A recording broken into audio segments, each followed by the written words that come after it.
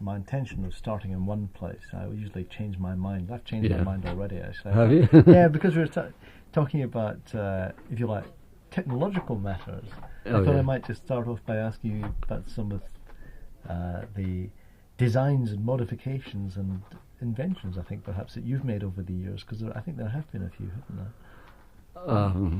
Well, I have tinkered. I'm a hobby-level electronics man. Fascinated by that, you know. Yes. And, That's all working fine. Okay, all fine. But I believe, Tal, that you designed a stool which had all sorts of devices built into it. yeah, that's well. The stool doesn't have that many devices. It actually, the one convenience it has is a foot pedal volume control. You know, where my right foot is, it's just like you might have on an organ, you know. And but I did add a frequency divider inside, which lowers the guitar 1 octave. You know. And well, back years ago, there was a time when they made them for saxophones and trumpets and sustaining instruments, you know. And as far as I know, they weren't available for guitars. So I investigated and tried to find out how they work, and I built one and burned many holes in the wife's living room rug with a soldering iron. And but it worked. Yeah. It helps to know how they work, you know, to use them effectively. Yes. Because they'll only play one note at a time, you know. Do you still use it at all? Yeah, I do it. Yeah, I work with bass player Gary Mazzaropi, who is very much at home in the upper register on the bass. So we just sort of swap roles every once in a while. You know? Yeah, You get some curious looks from seeing him playing in the upper register and hearing the bass line going at the same time. Yeah, that's great. But you also designed a guitar, didn't you? I think for Gibson. Yeah, really. There was maybe a tiny bit of designing in it. It's rather just the regular guitar. My design had a little Florentine scroll, I think they called it, design at the cutaway, you know, and which incidentally they're making them again and with that same design. That's nice. Yes. And have they actually issued them again now? Oh yes, they're actually in production now. Yes, yeah. That's good. Yeah, they're taking orders. But you also experimented with a shorter neck on the guitar, a shorter scale on the guitar. Right. Well, I had a guitar. It was a Gibson ES250, I think, which is a sort of a little fancier version of what's known as the Charlie Christian model. You know, it was a 150, and of course it was not cutaway. We're talking about something made in the early 40s, maybe before, because Charlie was around about 39, wasn't it? 1939. I think. Anyway, it was not cutaway, and it needed some work. So I had Luthier, when he was going to put a new fingerboard on. This was shortly after. Well, there was a.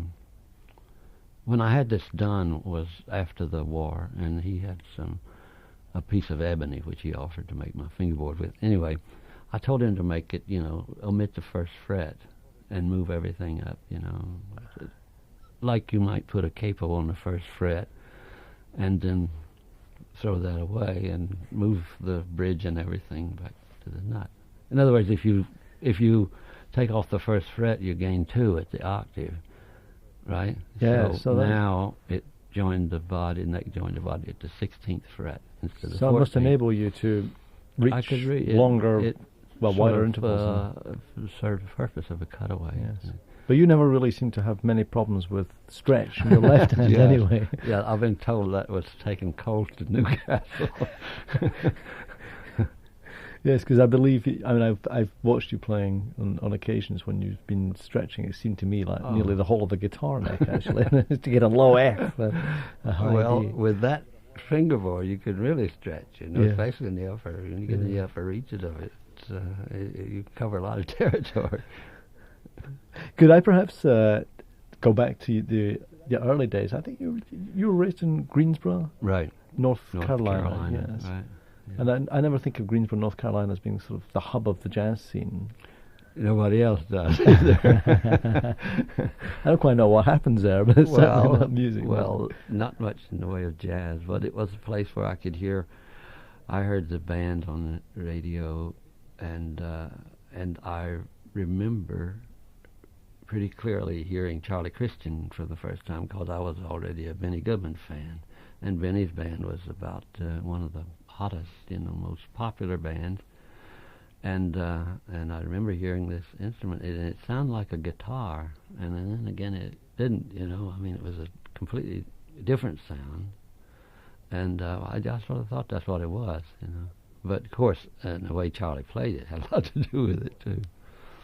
But I've often thought since then, when you think of the years that and what the electric guitar, the effect it's had on teenage boys, and I heard the first one, you know what I mean? And and it became the most popular instrument there is, I suppose. Yeah. But and were you playing guitar already by the time? Yeah, I was. My father had an old guitar. It was the neck was sort of warped, and so it was a big problem to get up over past the third or fourth fret. They always are. Yeah, and it did. Of course, it didn't have a reinforcing rod in the neck, so it was pretty hopeless. But I was. I'm also a sign maker, sign painter, and I made a deal with a music store to purchase a second-hand guitar of the archtop kind, pretty good, no name on it, no brand name, but it worked well, and I had them, and I arranged to make signs for them for however long it took to pay it off. So I had one that was, just it was easy to play, and then I would listen to the radio and try to find out what it was they were playing, and.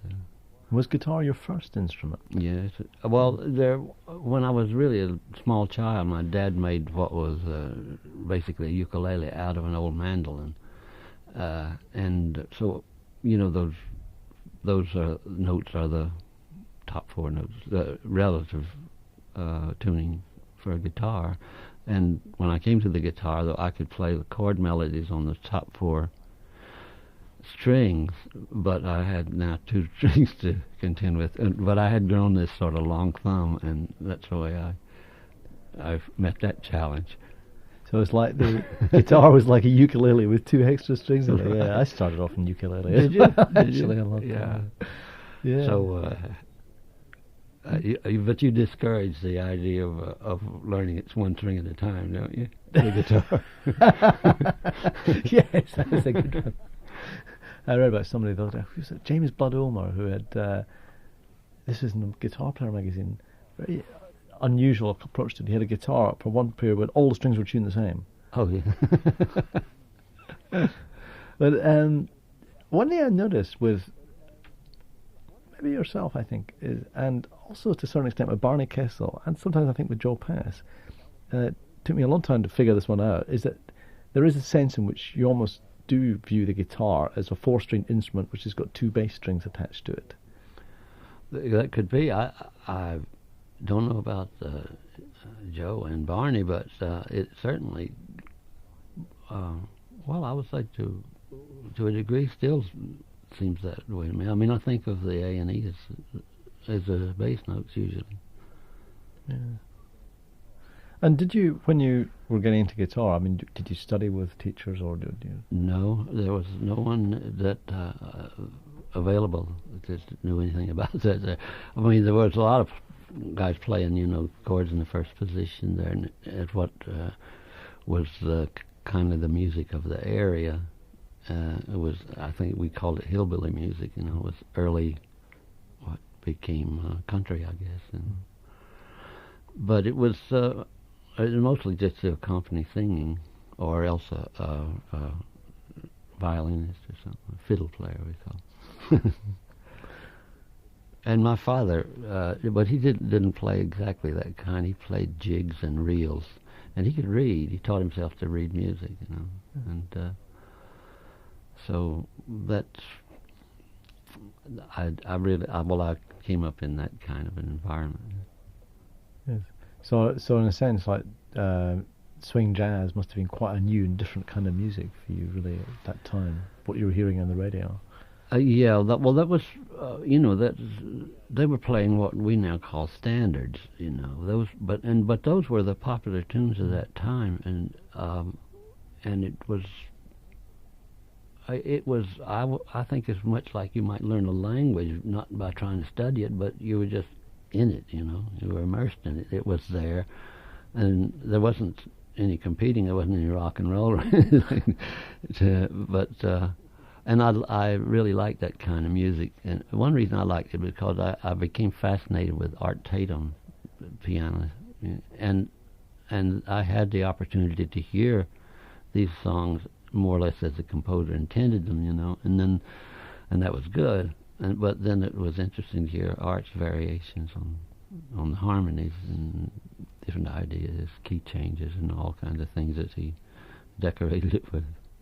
Yeah, so you were never tempted to take up the piano instead of the guitar? No, there was a piano at home, but it was such a dreadful piano that I thought, you know, stay with something that I had more control of. Yeah. And so there came the point when you made the move to New York. Was it about 1944, around about then? Well, I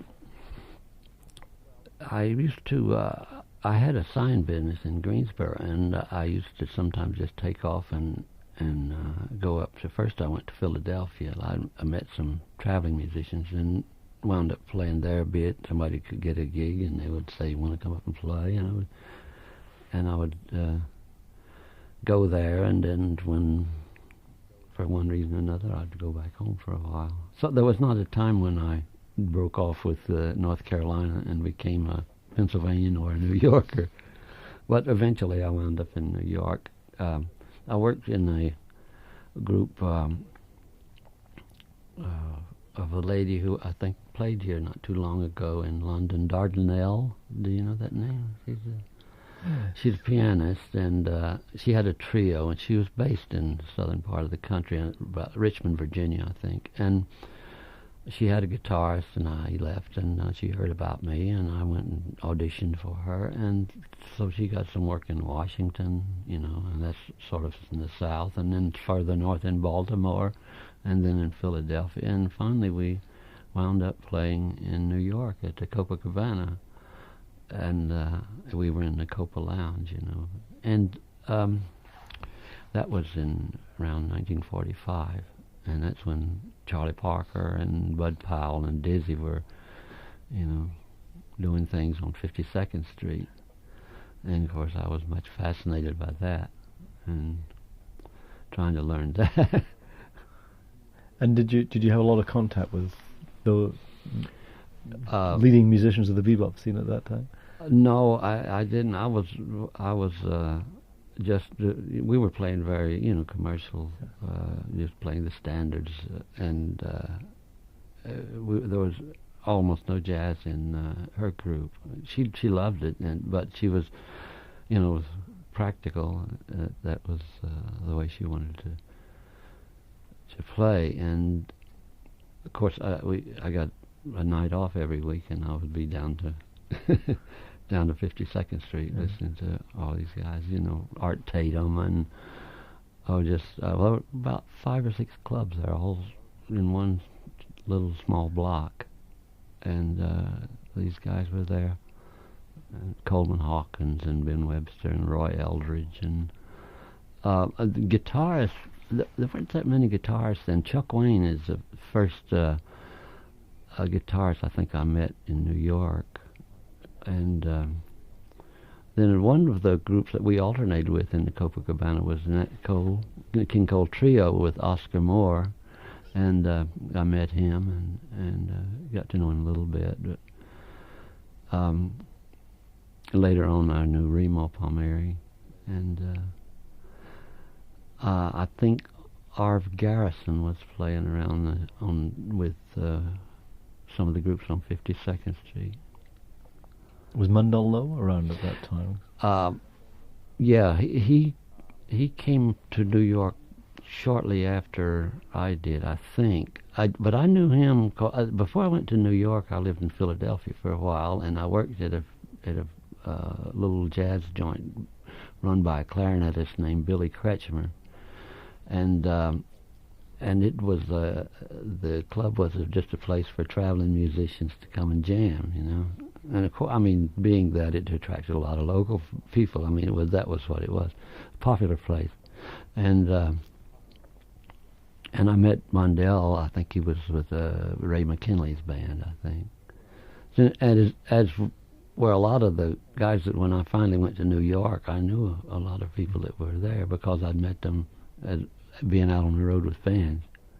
And it was a completely different world then, you know. Mm-hmm. Big bands, you know, there was, 20 guys maybe at a, you know, and they're all moving around all over the country. And that was normal then. Yeah, right. Extraordinary. Yeah, another thing that was normal is if you had a gig in a place sometime, and if you were doing business, you stayed there. You know, we went to later on I was with Red Norvo, and we played at the Embers, and we stayed 7 months, and you know.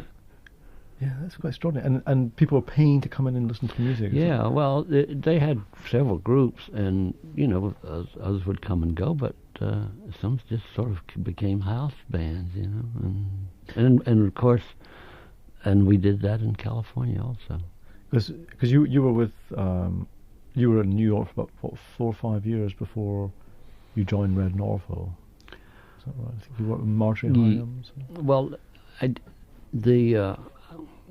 when I worked in New York was with the Dardanelle group was in I know it was 1945 because it was when the war was over. I was there when the war ended, and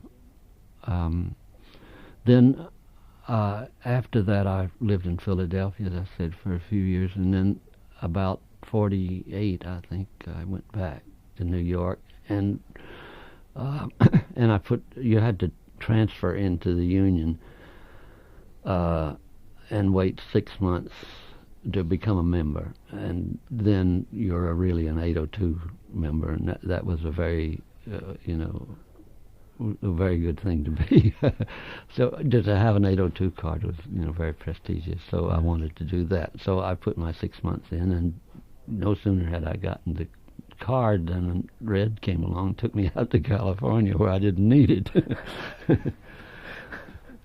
And then years later, I got a 47 LA card too, which I still have. I mean, they're less useful today, but they went to such trouble to get it. I 6 months is a long time. I mean, how are you expected to survive? You know? Well, they didn't. You didn't. I mean, the idea was to discourage you then, because there were people, you know, that was saving the good work for the local, you know, men who had families and houses and things, you know, obligations, not some single guy running in, you know, where the action happens to be, and then leave when it gets, you know what I mean?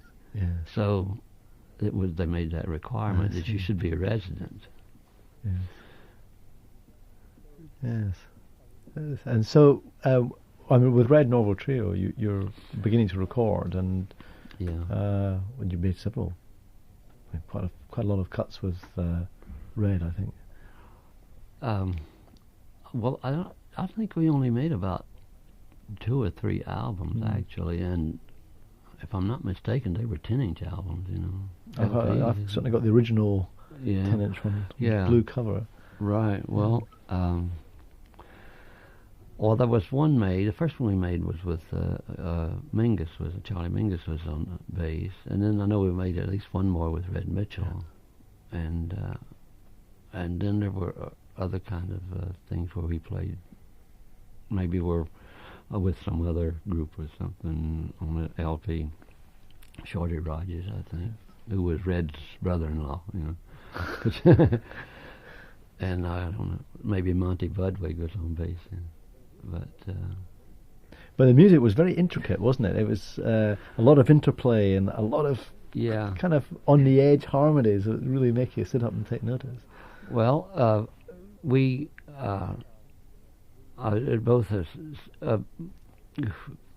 So when Mingus was with us, and also when Red Mitchell was with us, we were all very much interested in making the thing go. It was we were working steady. I mean, we didn't, we weren't looking for jobs. We had a gig, you know what I mean?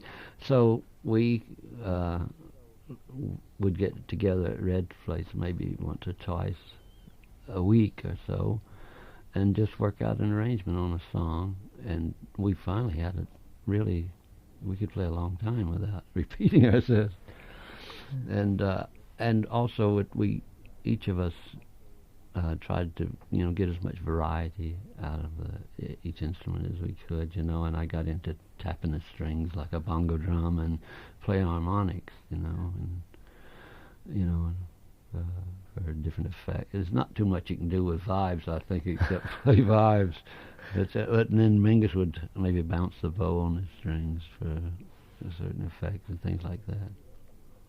Yeah, I must say I still enjoy those recordings. Oh, yeah. It's still got a real sort of freshness. Yeah. But I think you've been reported as saying that, I think I'm quoting you correctly, that those recordings don't really kind of reflect the quality of the group live. Well, I don't know. I think I read that, something that Red said one time, where he was saying that that it was a lot better in his opinion, when we were playing. Well, I imagine that's said about a lot of records, because if you're playing, there are times when there's a lot of inspiration, which may be elusive in the recording studio. But I thought it got it's pretty well represented on the record. Yeah. So and that really put your name in front of an international audience at the time. Right. And well, yeah. I didn't make any records before that, I suppose. I mean, I think there's one out that was made with Dardanelle's group. But I think it was probably made for another purpose rather than to make an LP, because actually the LPs were just beginning to come out then, before that there was like a little booklet of 78 RPM. Yeah. So you had to carry very carefully. Yeah.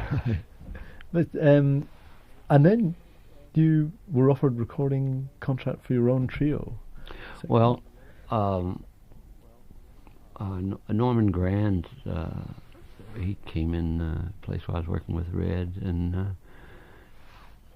and he offered me a recording contract, and he was, his thing was jazz at the Philharmonic, the concerts and recording those concerts, and it was very successful. Those JATP concerts, records and everything. We had Nat Cole and Les Paul and and a lot of stars there, and tenor sax battles and drum battles and things like that. But there were musicians that did not participate in those kind of things, and I guess that was one of those, I never did any of his jazz concerts. Barney did them, though, but I don't think Barney recorded I guess he may have recorded some for Norman. But that was how the other thing. But none of there was one group that I worked with that had Eddie Costa on piano and Vinnie Burke on bass, that I was actually a working group, and he recorded that, but that was towards the end of my association with his record. But before that, it was just getting,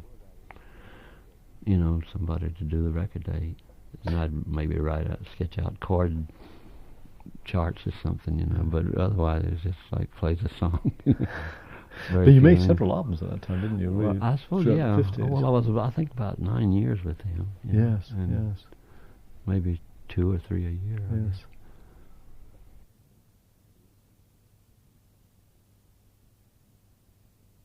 those albums have actually, I think, really become collector's pieces. But it always used to be, they always have been collector's pieces. They're always extremely difficult to get, certainly in this country.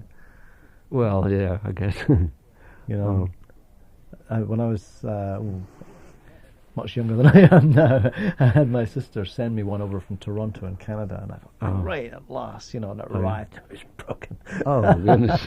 So I used to put it like this, so I could just about get it to play, Oh, could you do that? Yeah, I didn't know you could do that. I think I was about 19 at the time. Oh, boy. So it must be a couple of years ago. But I think at that time there were 2 or 3 things about your style that really certainly made heads turn, and one of them was the most superficial level was obviously you were playing at tempos and that most guitar players would try and avoid, and really playing through the chords in a way that I think was kind of not common or not heard of before in that way. I think. Well, I mean, the business of playing the up tempos, that was Red's doing, because that was his specialty, one of his specialties. Because I remember long before I knew him, I saw him with Woody Herman, in stage show, and he would be featured and usually would do maybe a song which would start off as a ballad, and then there would be a tempo would increase to like a little swing tempo or something, and then it would go like crazy, and he would be all over that thing. And so he wanted to do some of those specialties. There was one called "I Surrender, Dear" that he did, and he used to do "The Man I Love," and those were those arrangements. So, but I was having a hard time trying to keep up with him, and I don't know how I ever managed to get through it, but I suspect I had maybe some dumb little licks that I could play real fast, and they had to do for a while. But finally, I got into his groove, and then we used to do a lot of fast things. Yeah. But I think what we were all doing was playing very light. You know what I mean? You can't dig in real hard, and I can't. When it comes to like digging in and or playing loud and with a strong beat, you might say, it's hard to play fast. You're using quite a low action on the guitar. Yeah. It was just pretty low. And so light strings as well, or were you using? No, I always used what considered heavy now. I mean, I start with a 14. Yes. That's pretty heavy. Definitely heavy by today's standards. That's what they put in your 6 string, Yeah. You don't do much bending with those. Right. They get good, clear chordal sound. Right. Because that's another aspect, I think, of your playing that I know intrigued a lot of guitar players, was your approach to chord melody playing, which was really interesting, and reharmonizations were kind of quite ear-tickling and unusual, quite challenging. Well, that was really one of my really strong interests, with, as I said, I was very much a fan of Art Tatum, and actually several pianists, it seems to have first been something that pianists, the keyboardist, specialty. But of course there was, George Van Eps was doing it, and playing, sort of revising the changes a little bit. Yeah, he's great. He's fantastic. Yeah. Yeah, then towards the end of the 50s, I think it must have been maybe about 1960, you made maybe the last album of that series that I remember was Autumn in New York. Yeah. I think. Then after that, there was a period when you weren't recording. I think I may have got the wrong album there, but it was after that series of albums in the 50s. Well, Autumn in New York was one of the first ones I made for Norman Granz. Well, the first one I made for Norman, and I say for Norman because I did do a Blue Note album. I don't know if it had some original things on it. It had Lover on it. I don't know if you know about those. I don't know that one actually. Well, it was probably done about 53, I guess, and then actually when Norman, sounded me about making it, I told him that I owed one to them because I'd agreed to do one, and he said, "Well, that's all right, just go ahead and do it." And then I started with him, and the first one I did with him was with Oscar Pettiford on bass and Joe Morello on drums and Barry Galbraith on second guitar. In the Blue Note, I'd used the same instrumentation, and I used Joe Morello on that one too, and Clyde Lombardi on bass, and an acquaintance of mine who is named Don Arnone. I don't know if you know him. So then the next one I made for Norman was with Ray Brown and Jerry Wiggins and Chico Hamilton, I think. And I don't know, Autumn in New York. Did you say Autumn in New York? Autumn in New York. I think they had Red Mitchell. Was Red Mitchell on that? And Claude Williamson? Certainly Chico Hamilton was. I know that. Okay, all right. That was the second one. Yes. They're different in my mind because the first one's made in New York with Oscar Pettiford, and the other was Ray Brown. They were West Coast guy. Yeah. Well, that's where I tuned my A string down an octave, and of course just for the chord part, and then we spliced in the other part. It's a great sound, actually. Yeah. Was that slightly inspired by George Van Epps, that idea? Was it? No, I don't think so. Well, maybe the idea of having, of being able to play a note lower than is on the guitar normally, but it was the idea that I can use the same fingering. I didn't have to learn anything, except to watch your voicings. Or else, when you do that and you play your bass notes, as we're going to call them, right, on the same fret, you put the 1 and the 5 in the proper order, right, with the 1 on the bottom. Yeah. Yeah. So that's what happens there. See? Yes. Otherwise, you've got them backwards. Yes. Yes.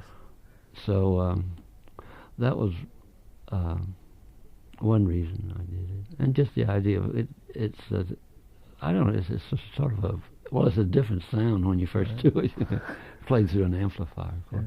But I had to put an E string on, the heaviest E I could find to keep it from going out of tune and battling around. Sagging. Yes.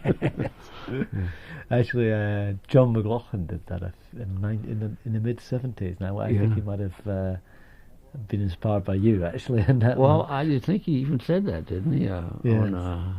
On album cover, I think. Yeah, but all due respect, he thought I tuned the E string down, but it was the A string. Yeah, that's right. He tuned his E string down. Yeah. I don't know what he did, but I have that record. I mean, I know what you're talking about. Yes. Yeah. It was he Foolish Heart, wasn't it? Right. Yeah. Right. Yeah. Oh, he's a good friend. I admire him very much. He's a great player. So, and then there's the period when you weren't really recording so much. I think it was in the 60s, and you seemed to withdraw from the recording situation. But I believe you were still playing a lot live at that time. Yeah, well, I guess I didn't record. But I don't know. From what I remember, there doesn't seem to be there was too much activity. It was sort of guys were still playing jazz, but it was sort of sagging a little bit, I think. Yeah, sort of onslaught of waves of British rock groups, things like that, upsetting the equilibrium of the jazz scene, I think. Right. Yes. Because then Concord Records. Well, that was much later when I met. That was through Herbie Ellis. That he was recording for Carl Jefferson. At that time, Carl was very heavy into guitar, you know. I suppose still is, but that seemed to be. I mean, he recorded Herb and Joe Pass together, and just about everybody, including Emily, the late Emily Rimler, you know. Yes. And I was at the concert where she was sort of introduced to. Herb brought her out from New Orleans, I think, and so she stood everybody on on their, you know, really surprised. Yeah. A great player. Oh, she was great. Yeah. Yes. So, one of the things that's interested me, I mean, that you've been coming over to Great Britain now for about 15 years, I guess. Something like that. Something yeah. like that. Yeah. I think I've probably heard you most times you've been over, actually. Really? And one of the things I noticed is that I think your playing's changed quite a bit in that period. It seems to be you become putting even more emphasis on the chordal side of playing, which I think is really interesting in this. Well, it's sort of the way it happened. You know, I used to sort of think of playing more like a horn. I mean, that's